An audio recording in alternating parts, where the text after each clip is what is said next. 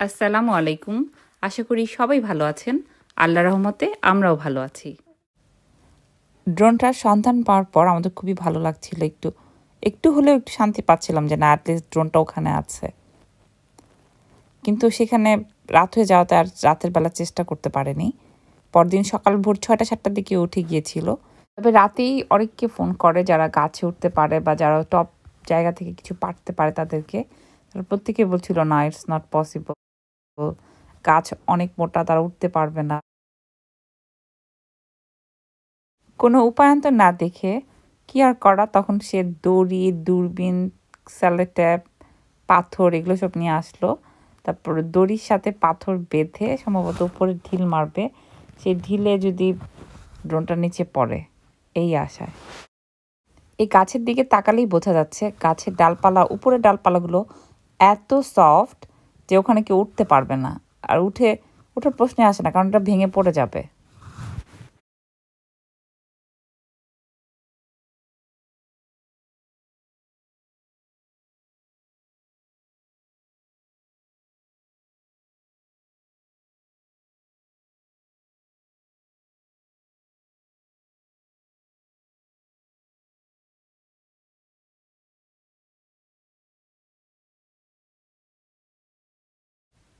প্রথম দিন ও অনেক ট্রাই করে একা একা সেটা পারার জন্য, ঢিলটা উপরে পৌঁছানোর জন্য। কোনোভাবেই সেটা পৌঁছাতে পারছিল না। ড্রোনটা একদম টপে ছিল, অনেক উপরে।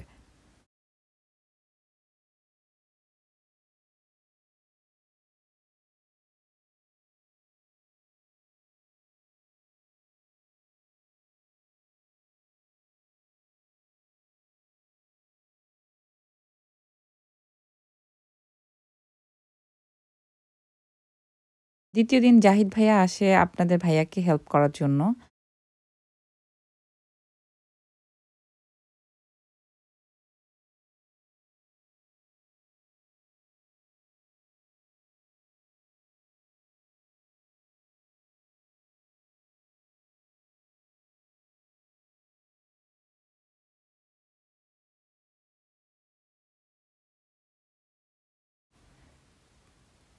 ভাইয়া অনেক অনেক ট্রাই করে।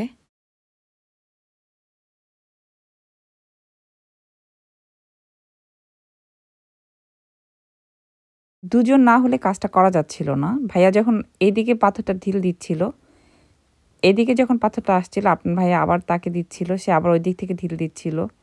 কারণ পার্কে যেতে হলে অনেক ঘুরে তারপর যেতে হয়।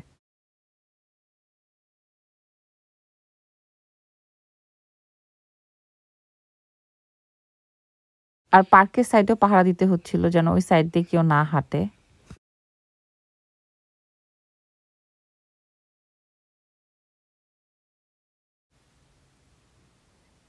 কিন্তু কোনোভাবেই একদম টপে পৌঁছানো যাচ্ছিল না।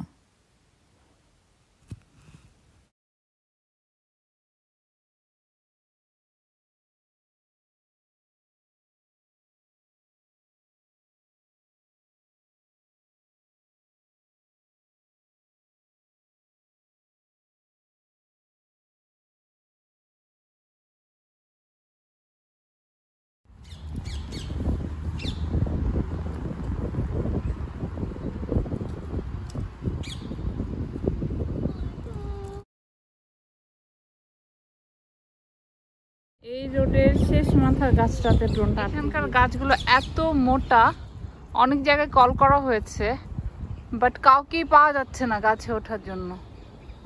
সো আর ড্রোনটা বোঝাও যাচ্ছে না যে কোথায় আছে। That's the problem.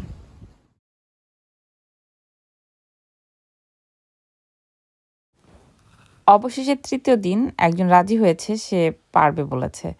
সে গাছের মোটা অংশ পর্যন্ত উঠবে, উঠে ওখান থেকে ঢিল ছুঁড়ে তারপর ড্রোনটা পারবে, কারণ একদম টপে তো আর ওঠা সম্ভব না, তাই।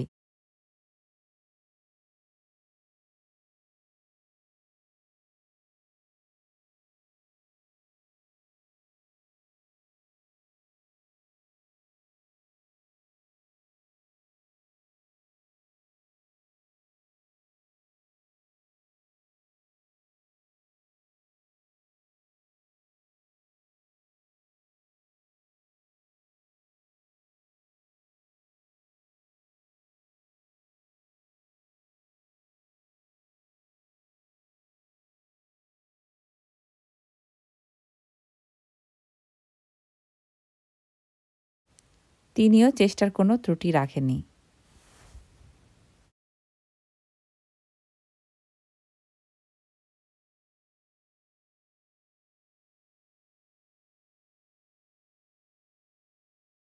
কিন্তু ব্যাড লাক, অনেক চেষ্টা করার পরও সম্ভব হয়নি।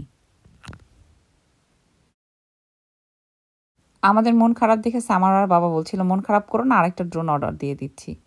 বাট আমাদের সবারই খারাপ লাগছিল, ড্রোনটা গাছের মাথায় বসে আছে, আরেকটা ড্রোন আসলেই কি। কিন্তু আমাদের সেই প্রিয় প্রথম ড্রোনটা তো সেই মাথায় আছে। খুবই খারাপ লাগছিল।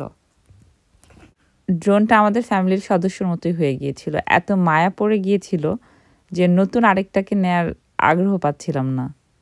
আমাদের শেষ চেষ্টা আমরা করেই যেতে চাচ্ছিলাম। আর আমি জানি আমার চেয়ে ওর বাবার মন আরো বেশি খারাপ, কারণ শখ করে কিনেছে। আমরা চাচ্ছিলাম নষ্ট হোক ভালো হোক যেভাবেই হোক, জাস্ট নিচে নামানো যায় কিনা সেই চেষ্টাই করে যাচ্ছিলাম। যত জায়গায় ফোন করা যায় সব জায়গায় করেছে সাহায্যের জন্য, বাট সবাই বলছিল পসিবল না। শেষ পর্যন্ত আমরা ড্রোনটা উদ্ধার করতে পেরেছিলাম কিনা জানতে আমাদের সাথেই থাকুন।